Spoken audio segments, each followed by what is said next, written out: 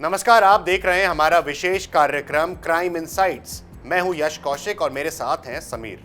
नमस्कार दोस्तों, आज हम बात करने जा रहे हैं भारत में बढ़ती अपराध दर की और वहां सक्रिय कुछ सबसे खतरनाक गैंग्स की, जिनमें सबसे विशेष रूप से शामिल है लॉरेंस बिश्नोई का नेटवर्क। लॉरेंस बिश्नोई का नेटवर्क, ये नाम ही अपने आप में काफी है। बिल्कुल सही कहा आपने समीर, सिर्फ अपराध की संख्या नहीं बल्कि कैसे ये गैंग्स संगठित हो रहे हैं, उनका संचालन क्या है और उनसे निपटने के लिए कानून क्या कर रहा है, इन सब पर बात होगी आज। बिल्कुल, सबसे पहले बात करते हैं सामान्य रूप से भारत में अपराध दर कैसे बदल रही है। आंकड़े बताते हैं कि कुछ राज्यों में गैंगस्टरिज्म का असर बढ़ा है। गैंगस्टरिज्म का असर बढ़ा है, हाँ, विशेष रूप से उत्तर भारत के राज्य जैसे पंजाब, हरियाणा, दिल्ली, एनसीआर और राजस्थान को पीछे नहीं छोड़ सकते, क्योंकि राजस्थान में भी गैंग नेटवर्क सक्रिय है समीर। और ये सिर्फ चोरी डकैती तक सीमित नहीं है। अब हथियारों से लैस शूटर्स, अंतरराज्यीय व अंतरराष्ट्रीय नेटवर्क ड्रग्स, हथियारों की तस्करी जैसे क्रिमिनल एक्टिविटीज को देखने को मिल रही हैं। क्योंकि सिर्फ देश भर के जो गैंग्स थे, आज वो बाहर विदेश में भी बैठकर ऑपरेट भारत में कर रहे हैं। एक उदाहरण के तौर पर मैं बताना चाहूंगा, सिविल सोसाइटी और मीडिया रिपोर्ट्स कहती हैं कि गैंग्स ने सोशल मीडिया व ऑनलाइन चैनल्स को भी इस्तेमाल करना शुरू कर दिया है अपनी भर्ती और धमकियों के लिए। तो दोस्तों, ये सिर्फ गली मोहल्लों तक सीमित नहीं रह गया, ये नेटवर्क अब बड़े पैमाने पर है।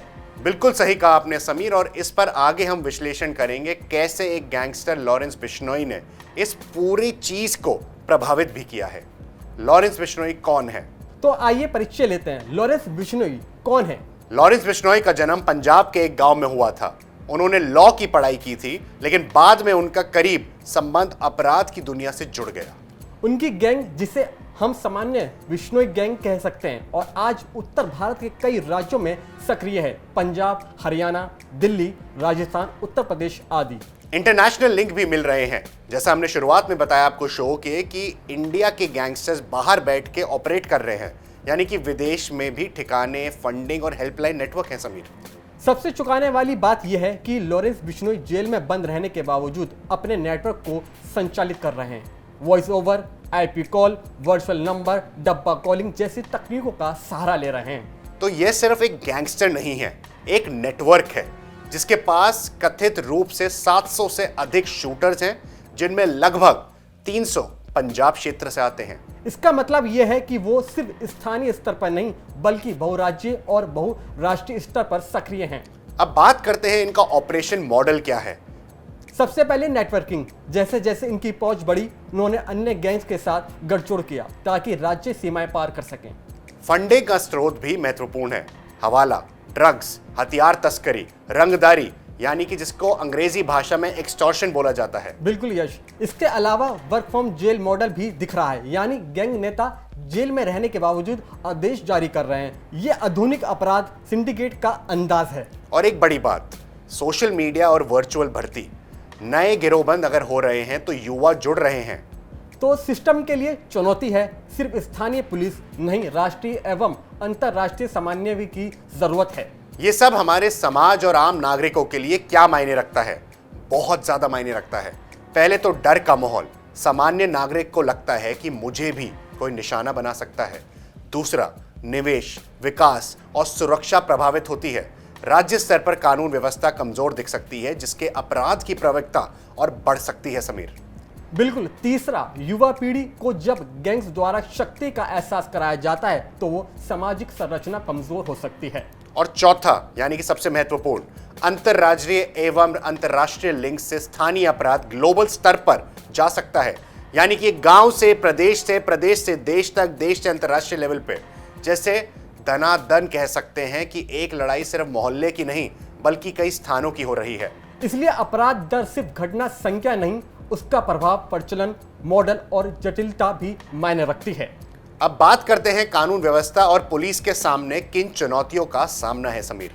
सबसे बड़ी चुनौती गैंग्स का संगठित ढांचा, जो पारंपरिक अपराध से बहुत आगे निकल चुका है। फिर है जेल से संचालन।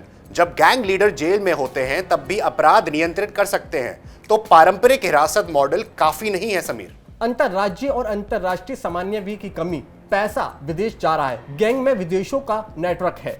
उपाय क्या हो सकता है? मजबूत ज्ञान वैलिड इकाइयां जो साइबर या वर्चुअल नेटवर्क पर नजर रखें। जेल अंदर और जेल बाहर दोनों तरह की निगरानी बढ़ाना चाहिए। अंतर्राष्ट्रीय एवं अंतर्राज्यीय ये दोनों यानी कि इंटरनेशनल और नेशनल वार्ता और साझा जांच एजेंसियों का सामान्य रखना चाहिए। सामाजिक जागरूकता, युवा समुदाय को गैंग की वास्तविकता समझनी पड़ेगी। बहुत सही, क्योंकि अंततः अपराध सिर्फ पुलिस का काम नहीं, समाज का भी काम है।